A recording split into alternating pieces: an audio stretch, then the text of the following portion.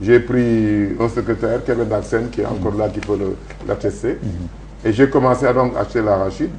Et il m'a dit d'acheter l'arachide sans financement. Donc vous avez commencé dans la vie quand même. J'ai commencé dans la vie très jeune, j'avais 19 ans, 20 avec ans. Des quelques privilèges quand même, hein. Peut-être c'est votre... Et là, j'ai eu cette année-là, j'ai eu 1000 tonnes d'arachide. Oui. Et ma commission faisant 2,5 millions qui font 25 millions maintenant. J'ai donc commencé à travailler. Avec ces 2,5 millions, j'ai enlevé la case qui abritait la tombe de mon père et j'ai construit son mausolée. Et immédiatement, mon patron m'a envoyé à Paris. C'était le vendredi 13 juillet 1954, j'ai débarqué à Paris. Il m'a logé aux Champs-Élysées.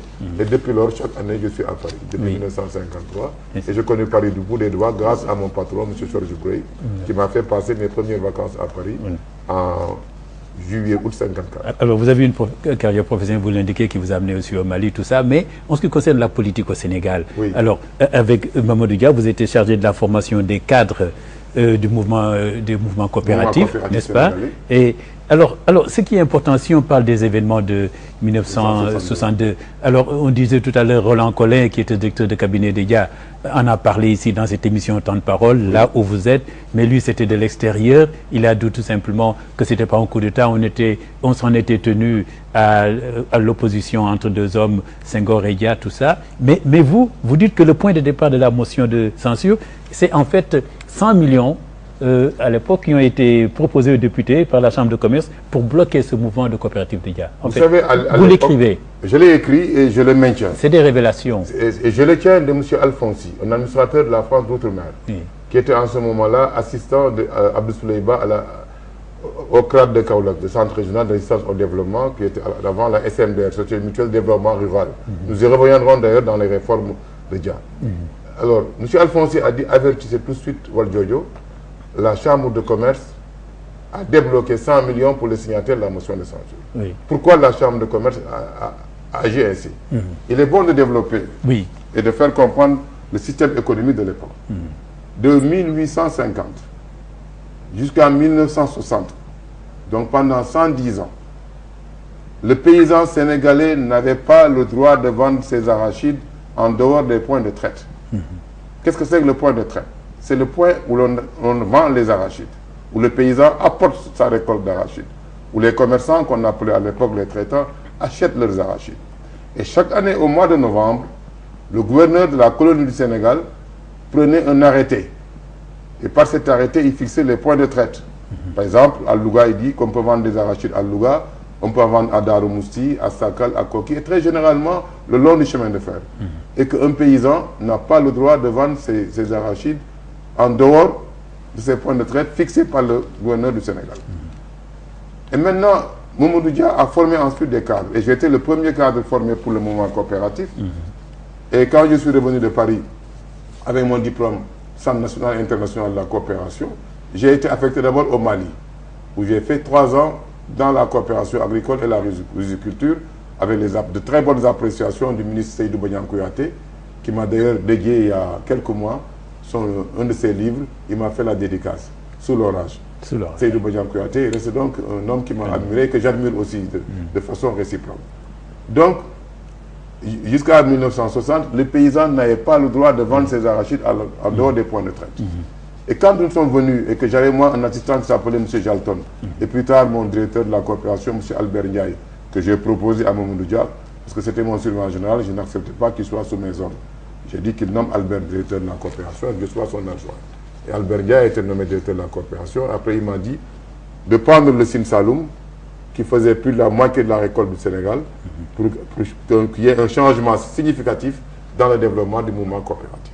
Maintenant, avec ma venue dans le mouvement coopératif sénégalais, venant du Mali où j'ai fait mes preuves pendant 3 ans, j'ai été chargé de la réforme du mouvement coopératif.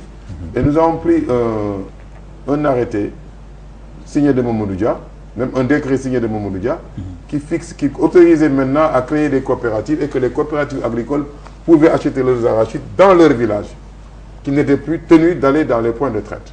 Ça a été une révolution. Et au bout de 2 ans, entre 1960 et 1962, les coopératives ont raflé aux paysans, ont raflé aux commerçants 72% de la production agricole. Alors, ces 72% de la production arachidière ont fait peur aux chambres de commerce quand maintenant Mamadou Dia m'a demandé, avec Ousmane Diagne de Thiès et d'autres inspecteurs de la coopération, de créer maintenant pour les coopératives ce qu'on appelle des magasins de consommation. Pourquoi des magasins de consommation? Parce que les commerçants qu'on appelle les traitants, ils avaient une triple position de péage. Ils étaient à la fois acheteurs, vendeurs et prêteurs. Et quand ils prêtaient aux paysans, par exemple, du sucre, du riz ou du mil, ou bien qu'un paysan avait perdu un parent pendant l'hivernage, qu'on lui prêtait 7 mètres de percale. Au lieu de rembourser cette percale-là à 30 francs le mètre, il remboursait à 60 francs le mètre. C'était des prêts à 100%.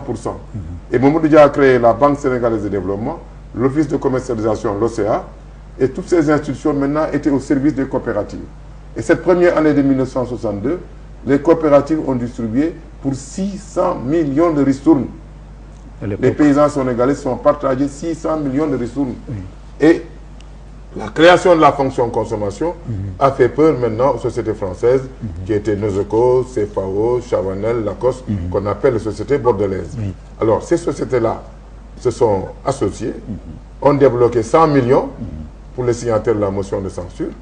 Et la Chambre de commerce, par la voix de M. Galanka, a remis ces 100 millions aux signataires de la motion de censure qui se sont partagés. Et un beau jour, on s'est réveillé en bureau politique. Est-ce que là, j'étais membre du bureau politique au titre des jeunes avec Racine Ndiaye, Daouda Sow et Ousmane Diagne. Et on se réveille en bureau politique. Senghor nous dit ça ne va pas dans le parti. On va se réunir les 13 et 14, les 15 et 16 décembre pour voir ce qui ne va pas dans le pays en journée d'études. On le décide en bureau politique. Les 15 et 16 décembre, on se réunit, mais la veille, une motion de censure est déposée contre Mamadou Dia. Oui. Alors, évidemment, donc vous dites que les 100 millions étaient pour briser ce mouvement de coopérative initié par Mamadou Dia. Au nom de la Chambre de commerce avec M. Galenga. Voilà, c'est cela. Mais, et puis quand même, il y a eu beaucoup de bruit qu'on a fait courir, que Dia voulait faire arrêter des chefs religieux, que les Français allaient intervenir pour soutenir Senghor. Oui, on a fait peur. Des hommes ont été payés pour aller voir Seydou Nourou pour dire que Dia va vous arrêter. D'autres sont allés voir Seigneur Fallou pour dire que le gendarme de... J'oublie même son nom, que le gendarme de Mbaké allait l'arrêter. Alors il y a eu donc des complicités, on a fait peur à ces hommes-là. Et je me rappelle même d'une phrase de Seydou Nourou. Les gens disaient ah, Wal Jojo Bahoul, Jojo Yayam Bahoul. Or que Wal Jojo c'est un nom complet. Sa mère s'appelle Sirembo, il ne s'appelait pas Jojo. Donc, vous voyez, ils ont fait peur à tous ces chefs religieux. Et ça a aidé les signataires de la motion de censure. En fait, les signataires de la motion de censure étaient omnibulés, préparés par la Chambre de commerce, qui ne voulait pas que les coopératives aient la fonction consommation. En fait, c'est cela, voilà. En fait, c'est cela. Oui, c'est ça. Alors, donc, ces événements, mais une véritable crise s'était installée. Vous racontez dans le détail, c'est incroyable, cette atmosphère des bureaux politiques. Vous racontez des choses, vraiment, alors, il faut que les gens lisent les livres pour rentrer. Ce qui s'est passé. Dans le sein des saints, comment le Sénégal a chaviré, comment les choses se sont passées là. Le dernier bureau politique qu'il y a eu avant les événements du 7 décembre, ça doit être le bureau politique du mercredi 13 ou 14 décembre. Alors, à ce bureau politique, Mamadou Wagué, un cheminot de Thiès, est venu. Et sous le hall de l'Assemblée nationale, il est venu avec toute la CA, c'est-à-dire la commission administrative de Thiès. Et sur les 120 délégués, il ne manquait qu'un, Ibrahima Sarr. Et ils ont dit à l'unanimité, ils veulent Ibrahima Sarr comme secrétaire général de leur coordination. Et André Guillabert, en bureau politique, s'est levé, il dit, camarades, toute la CA de la région de Thiès est là, de la coordination de Thiès est là. Ils veulent tout de suite Ibrahima Sarr comme secrétaire général. Alors le bureau politique a entériné. Il a entériné donc, Ibrahima Sarr prend la coordination de Thiès à la place de Ousmane Ngom. Ensuite, Senghor se lève et il dit, camarades, ça ne va pas dans le parti. Alors je vous propose que samedi et dimanche, les 15 et 16 décembre, nous nous réunissons pour voir ce qui ne va pas dans le parti. Alors, on est donc tombé d'accord. Pour aller donc pour rencontrer Senghor les 15 et 16 17 décembre. Et donc samedi, nous venons en bureau politique pour voir ce qui ne va pas dans le pays. Et Senghor dit, bon camarades, on va voir ce qui ne va pas dans le pays. Mais comme c'est des camarades de parti qui ont créé ce parti en 1900, je ne me rappelle plus la date, 48, contre Lamine Gueye qui était à l'époque tout puissant, c'était des camarades qui se renvoyaient la balle, qui discutaient. Oui, les discussions étaient vraiment on discutait d'égal si on lit. Et en ce moment-là, Senghor a dit, bon camarades, ça ne va pas dans le parti, nous allons voir ce qui ne va pas.